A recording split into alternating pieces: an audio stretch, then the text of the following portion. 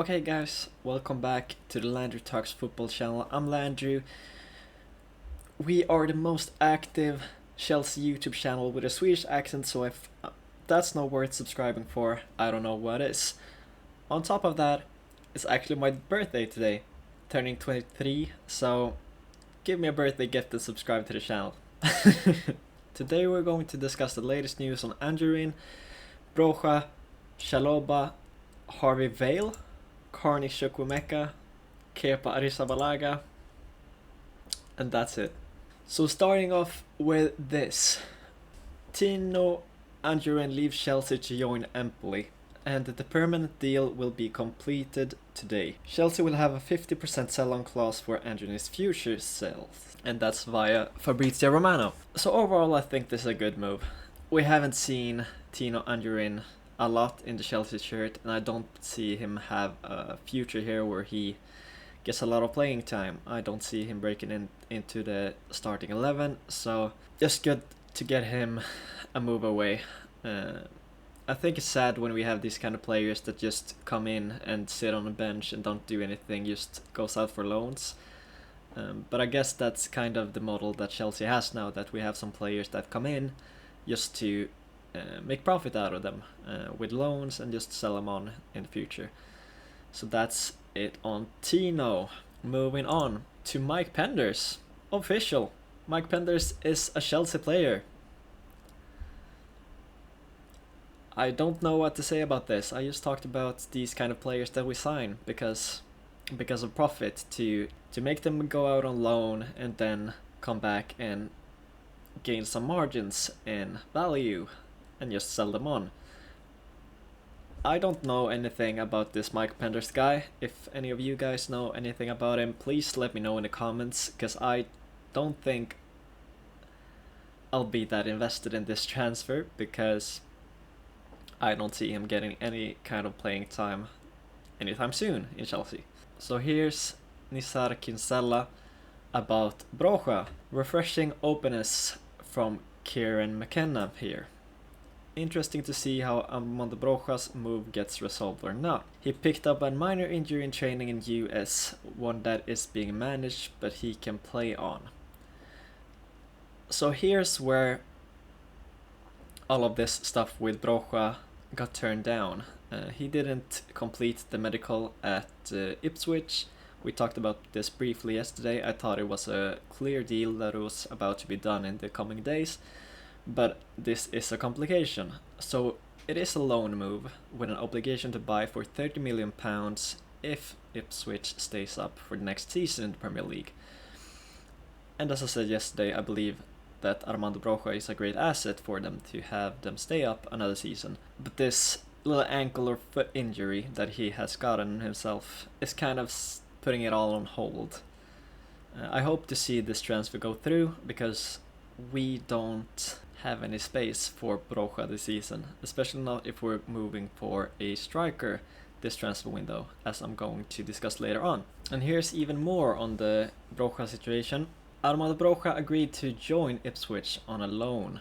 However, the deal has suffered a complication because he suffered a foot injury. Also, Everton have an interest in Broja but need to raise funds. That's why Dominic Calvert-Lewin has suddenly come under consideration. And that's the Athletic. And this Everton thing is a weird one, because I wouldn't have personally have Broja over Dominic Calvert-Lewin. So to have him being up for consideration to get the funds to sign Broja is a little bit weird in my opinion. But I guess for Chelsea it's not a concern. It is what it is. If we get Broja out, it's just a huge plus. So that's it on Broja. Here's the latest on Trevor Chalobah. Just in, Atalanta tried to sign Chalobah, but the price was too high. Di Marzio. This one is an interesting one. I would like Trevor Chalobah to stay at Chelsea. I saw something about the possibility of Chalobah staying, because we have this deal going on with Newcastle with Axel Disasi. So if we get Disasi out of the door, we need Chalobah in the side.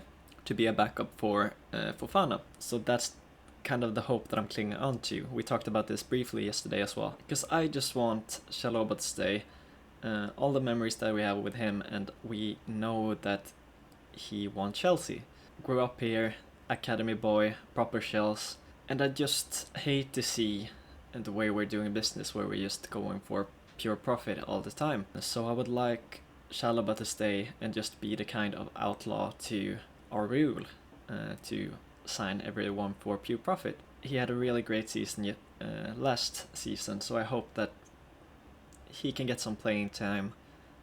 We have Conference League, we have FA Cup, we have Carabao Cup. He can play all of those games, and in the system that we have seen Disasi against Servette playing at the right back position, and that kind of becomes a back line of 3 centre backs. I can see Chalobah playing a lot of the games there, so I would love to see that, to have him stay and have Disasi out of the door instead. So here's another kind of weird one. This is from Sami Mokbel. Al-Ettifaq are closing to an agreement with Chelsea over signing of Harvey Vale. Up to the player if he wants to move to Saudi. This guy is 20 years old. We haven't seen him play at all for Chelsea, and now Saudi is coming in for him. I guess it's not that much to talk about. I just thought it was funny that we have a player that's 20 years old that's suddenly is being linked to Saudi. I mean, it's all up to him if he wants to go earn all that money at 20 years old. Life-changing sums of money at that age. But we'll see. Next up, Carney Chukwuemeka. Chelsea are prepared to listen to offers for midfielder Carney Chukwuemeka. He has started just 4 matches in 2 years, but has a release clause in place. And that's from Johnson Sport. I like Carney. I would like to see him getting a move on and get away from Chelsea. I think that every time he's played, he's shown some brilliance and some technical ability that we need in a false 8 position. But nowadays our false 8 position is very crowded with Dewsbury Hall, Felix, Nkunku, Cole Palmer, Enzo Fernandez, even Lavia and Caicedo play there sometimes as well. So I don't know if he will have any playing time this season, but I know that he is a great player and a really young player as well, and I think his ceiling is very high. So I would hate to see him move on from Chelsea. Kind of the same as Chalobah. I think that we could have him play in some Conference League games, some Carabao Cup games or FA Cup, but there's a lot of competition in those false 8 positions. Moving on to Kepa, there's no buy option or obligation for Bournemouth in the Kepa Arrizabalaga deal. It's just a straight loan, and that's from Fabrizio. This is where I have to ask, what are we doing? Is this just to raise the price of Kepa to have him move on next year? Because he doesn't fit into the system. He's way too bad with the ball at his feet. And we've seen enough from him at Chelsea. He tried to get away, begging on his knees at Real Madrid to have them sign him on a permanent deal, but they was like, no. So what are we trying to do here? Are we just trying to raise the value of him in order to sell him in the winter transfer window or the next year? I don't know. I just know that we need to have him out of the door, and I hope that we can get him out of the books, because he's on 150k a week. That's like a lot of money to pay to a keeper that isn't playing. So I hope that Bournemouth is paying a huge part of that salary, because we can't have that on our books if we want to sign players like Osimhen. So that's everything for today. I hope you liked this video. If you did, leave a like. If not, leave a dislike and let me know what I can do to improve in the comments. Subscribe if you're new to the channel, and I will see you in the next one.